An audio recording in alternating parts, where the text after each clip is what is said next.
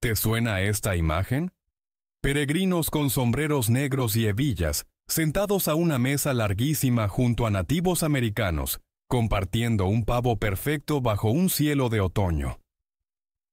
Es la postal del primer día de Acción de Gracias, la historia de armonía y gratitud que nos han contado desde que tenemos uso de razón.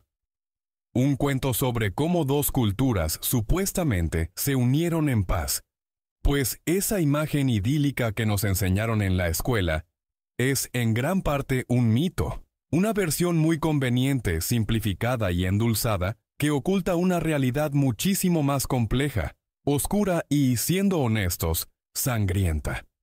Hoy vamos a desarmar esa historia para contarte la verdad, una de plagas devastadoras, alianzas políticas por pura necesidad y los incómodos secretos detrás de la celebración más famosa de Estados Unidos. Quédate, porque lo que estás a punto de escuchar podría cambiar para siempre tu forma de ver esa cena de noviembre. Sección 1. El mito que todos nos creímos. Vamos a rebobinar a la versión que seguro escuchaste en clase. Año 1620. Un barco, el Mayflower, cruza el Atlántico con un grupo de separatistas religiosos ingleses, los peregrinos, que buscan libertad de culto. Llegan a lo que hoy es Plymouth, Massachusetts, justo cuando el invierno amenaza con golpear. Y vaya que si golpea. Ese primer invierno es brutal. Sin conocer el terreno, sin comida y sin defensas para las enfermedades locales, casi la mitad de los 102 colonos muere. Parecía el final del viaje. Pero en primavera aparecen los salvadores, los nativos americanos. Un hombre llamado Escuanto, que de forma casi milagrosa hablaba inglés, junto a su tribu. Los Wampanoag deciden ayudar a los desvalidos colonos. Les enseñan a cultivar maíz, a pescar en los ríos y a extraer savia de los arces. Gracias a ellos, la cosecha de 1621 es un éxito. Para celebrarlo, el gobernador de la colonia, William Bradford, organiza una fiesta de 3 días. Invita al jefe de los Wampanoag, Massasoit, y a sus hombres quienes traen ciervos para compartir. Comen, festejan y dan gracias juntos, sellando una supuesta amistad entre dos pueblos. Esa es la historia del origen de Acción de Gracias, un momento de unidad y respeto mutuo, una narrativa poderosa y reconfortante. El único problema es que omite las partes más importantes y más aterradoras. Sección 2. El giro inesperado, la verdad incómoda. Aquí es donde el cuento de hadas se desmorona. Lo primero que el mito olvida es el contexto de la llegada de los peregrinos. No llegaron a una tierra virgen y bulliciosa. Llegaron a una tierra devastada. Años antes de que el Mayflower zarpara, entre 1616 y 1619, una epidemia terrible, probablemente traída por exploradores europeos anteriores, arrasó la costa de Nueva Inglaterra. Esta plaga, conocida como la Gran Mortandad, aniquiló entre el 70% y el 90% de la población nativa en algunas zonas. Los peregrinos no se asentaron en un bosque prístino. Construyeron su aldea sobre las ruinas de un pueblo Wampanoag, llamado Patuxet, un lugar fantasma lleno de huesos donde casi todos sus habitantes habían muerto. El milagro de encontrar tierras ya despejadas no fue una bendición divina. Fue el resultado de una catástrofe humanitaria. ¿Y la famosa alianza con los Wampanoag fue pura bondad? Para nada. Fue una jugada geopolítica desesperada por ambas partes. El jefe Massasoit no ayudó a los peregrinos por simple altruismo. Su tribu, aunque no tan golpeada como otras, había quedado muy debilitada por la plaga. Estaban bajo la amenaza constante de sus rivales, la tribu Narragansett, quienes no habían sido afectados por la enfermedad y buscaban expandir su territorio. Massasoit vio en los peregrinos y sus ruidosas armas de fuego un posible y poderoso aliado militar. Necesitaba su fuerza para asegurar la supervivencia de su gente. Por otro lado, los peregrinos, diezmados y sin idea de cómo sobrevivir, Necesitaban desesperadamente el conocimiento de los Wampanoag. La famosa paz no nació de la amistad, sino del miedo y la necesidad mutua.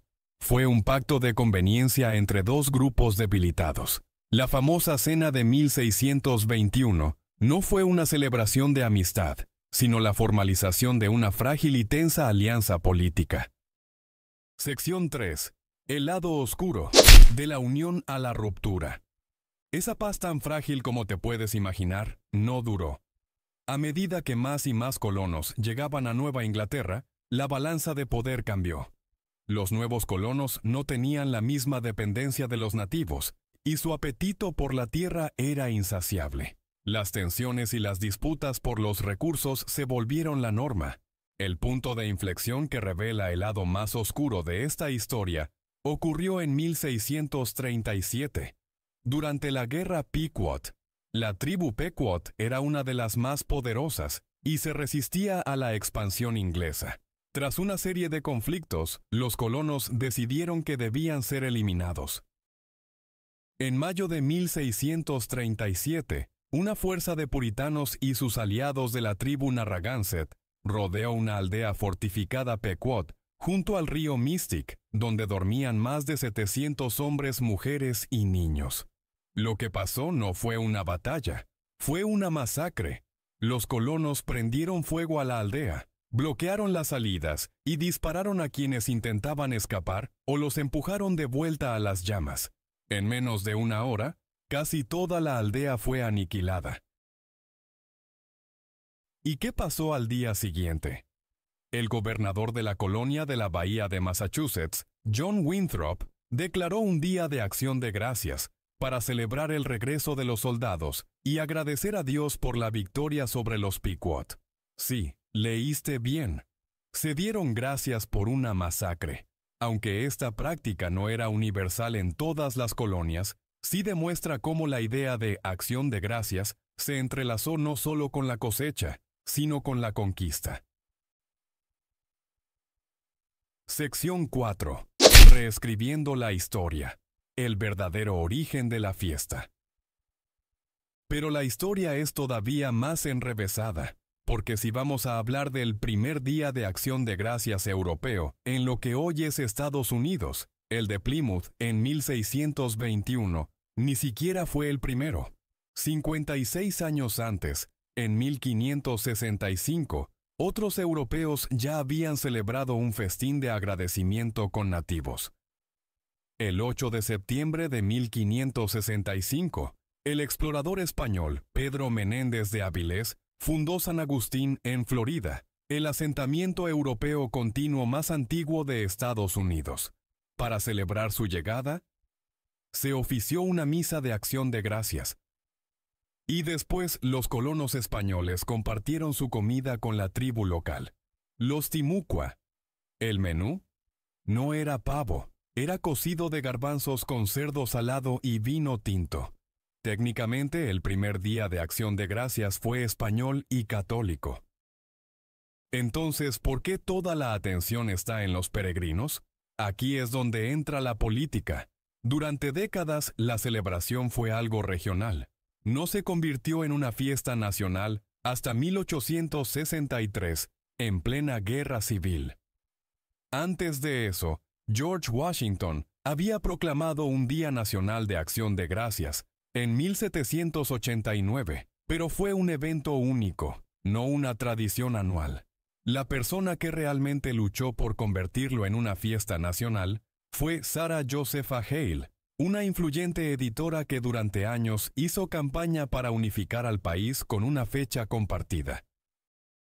Fue su insistencia la que finalmente convenció al presidente Abraham Lincoln, quien en 1863 emitió una proclamación para celebrar el último jueves de noviembre como un día de acción de gracias.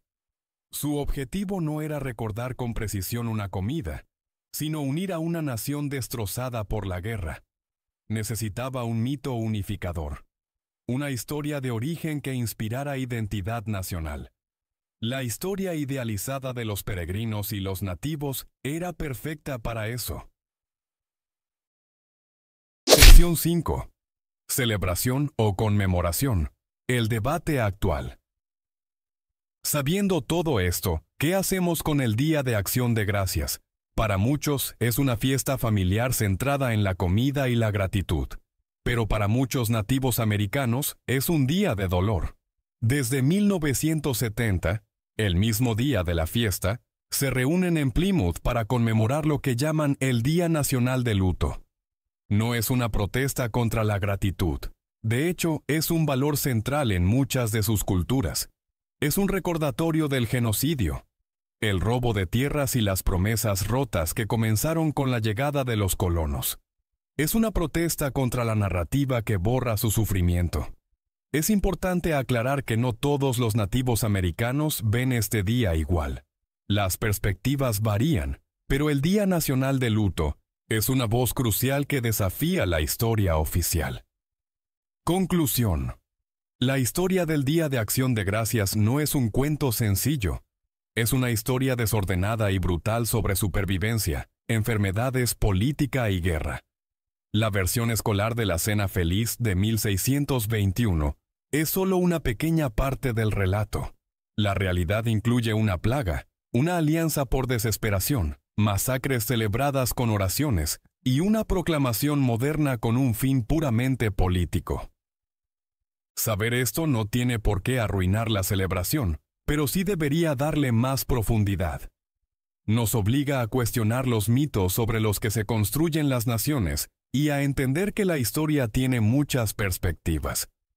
Nos recuerda que la historia de una cena también puede ser la historia de una conquista. Ahora que sabes esto, ¿cambia tu opinión sobre el Día de Acción de Gracias? ¿Crees que debería celebrarse igual? ¿O que su significado debería evolucionar para incluir esta historia más compleja? Déjame tu opinión en los comentarios. Me interesa mucho saber lo que piensas. Y si aprendiste algo nuevo, comparte este video para que más gente conozca la historia completa. No olvides suscribirte para más historias que no te contaron en la escuela. Gracias por ver.